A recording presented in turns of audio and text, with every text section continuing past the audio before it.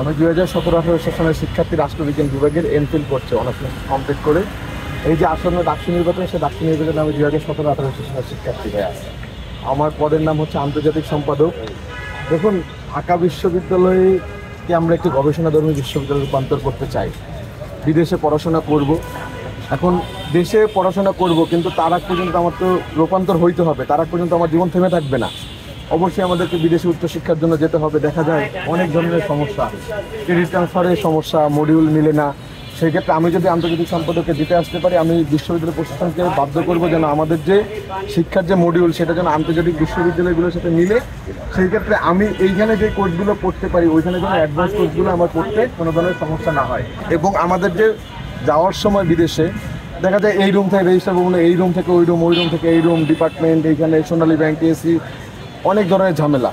এটা পুরোপুরি এই যে প্রক্রিয়াটা, এটা আমি অনলাইনে রূপান্তর করব। এবং আমাদের এই যে প্রক্রিয়ার মধ্যে যে খরচটা, বিশ্ববিদ্যালয়ে প্রচুর পরিমাণে অন্যায্যভাবে আমাদের কাছে দাবি মানে টাকা আদায় করে, এই টাকাটা যেন তারা আদায় করতে না পারে, এটার জন্য আমার সর্বোচ্চ চেষ্টা থাকবে। আমি প্রতিশ্রুতি দিচ্ছি এবং প্রতিশ্রুতিতে আমরা যে বাস্তবায়ন করবো এটার পক্ষে অঙ্গীকারবদ্ধ। এবং আমি আপনাদের কাছে একটাই দাবি করব যে আপনারা সকলকে দোয়া করবেন। আমি আবারও রিপিট করছি, আপনারা সকলকে, আমরা পরিশ্রম করছি, আপনাদের জন্য কাজ করেছি, সামনেও কাজ করার প্রতিশ্রুতিবদ্ধ আছে। আপনারা আমাদের জন্য দোয়া করবেন, সকলের জন্য দোয়া করবেন, কিন্তু ভোটটা যোগ্য প্রার্থীকে দিবেন। আমি যদি যোগ্য হই আমাকে দিবেন, অন্য কেউ যদি কনভিন্সিং মনে হয় যে না সে বেশি যোগ্য, তাকে দিবেন। আমার জন্য দোয়া রাখবেন। মেহেদী হাসান, আন্তর্জাতিক সম্পাদক, বেলা। এনশিওর কিভাবে আমরা এনশিওর আপনি যদি কাজটা করবেন এটা আপনার সিকিউরিটি কিভাবে মানে আচ্ছা দেখেন, আমরা যদি বলি বাংলাদেশের যে দীর্ঘ 17 বছর ভোটাধিকার নেই। আমি বিশ্ববিদ্যালয়ে 2018 সালে এসেছি। 18 সালে আসার পর থেকে এখন পর্যন্ত গণতন্ত্রের প্রশ্ন, গণতন্ত্র তো আমাদের মৌলিক অধিকার, সেই গণতন্ত্র পাইনি। এই গণতন্ত্র পুনরুদ্ধার করতে গিয়ে আমি ফার্স্ট ইয়ারে 2বার হামলার শিকার হয়েছি। 2023 সালে হামলার শিকার, এই যে আমার হাতের মধ্যে একটা কাটা দাগ দেখতেছেন, আমার হাতের মধ্যে এখনও রড দেওয়া, লড়াই করেছি।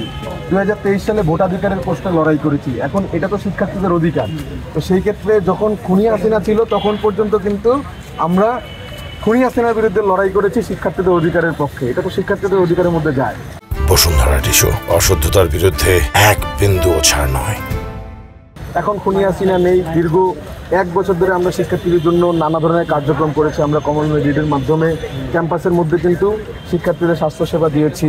ছাত্রদল বিভিন্ন সময় পলিসি অ্যাডভোকেসি করেছে, ঠিক আছে। আমরা খাবারের যে মান সেটা বৃদ্ধির জন্য আমরা বারবার স্মারকলিপি জমা দিয়েছি এবং শিক্ষার্থী বিশ্ববিদ্যালয় প্রশাসনকে বারবার কিন্তু আমরা কি করেছি, দাবি জানিয়েছি এবং সামনেও আমাদের যে দাবি এটা অব্যাহত থাকবে। এতদিন হয়তো বা আমরা কি মানে আমরা যদি নির্বাচিত হই, বিশ্ববিদ্যালয় প্রশাসন তো আমাদের কাছে দায়বদ্ধ, আমরা শিক্ষার্থীদের নিয়েই আমরা এই দাবি মানিয়ে ছাড়বো ইনশাআল্লাহ। এটা শুধু প্রতিশ্রুতি নয়, আমাদের যে পরিবর্তন করবো এবং এইটার জন্য আমরা প্রতিশ্রুতি। জি, মানে আমরা যে স্বাধীন, আমরা স্বাধীন একটা কথা বলতে পারি, আমরা একটা মানে চাওয়া পাওয়ার একটা জায়গা আছে, এই জিনিসগুলো আমরা বুঝতে পারি যে আসলে আমাদের চাওয়া পাওয়ার জায়গাটা কি, বা আমরা একজনের কাছে যে আমাদের একটা অ্যাকাউন্টেবিলিটির যে একটা যেন বাংলাদেশে আর ফ্যাসিবাদ না হতে পারে, এই জন্য আমাদের লড়াই ছিল। আমার লড়াই 8 বছরের, আমার দলের লড়াই 17 বছরের, এবং সামনে যেন কেউ ফ্যাসিবাদ না হতে পারে। বারবার আমাদের ছাত্র সংসদ নির্বাচন প্রয়োজন। আমরা আসবো, আপনাদের কাছে ভোট ভিক্ষা করব, আমরা আমাদের কাজ দেখাবো।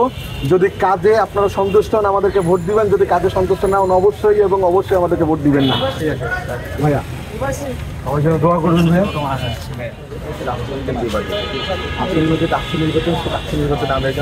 আমার পদের নাম হচ্ছে আন্তর্জাতিক সম্পাদক।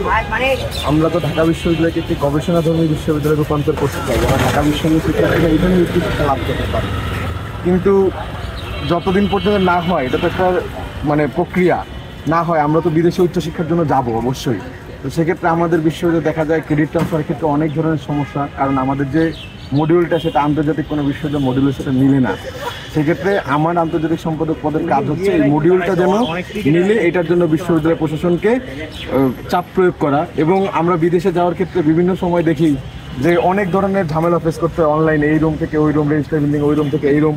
এটা যেন পুরোপুরি অনলাইন কেন্দ্রিক হয়, এইটা আমার প্রতিশ্রুতি যে আমরা অনলাইন কেন্দ্রিক করে রাখবো। এবং আপনাদের যে কোনো খরচ যেন যৌক্তিক পর্যায়ে কমিয়ে আনা হয়। আমরা তো শিক্ষার্থী, আমাদের পকেটে টাকা পয়সা থাকে না, টিউশন করে চলি, সেক্ষেত্রে একেবারে কম মূল্যে যেন এটা করা যায়, এটা আমার চেষ্টা থাকবে।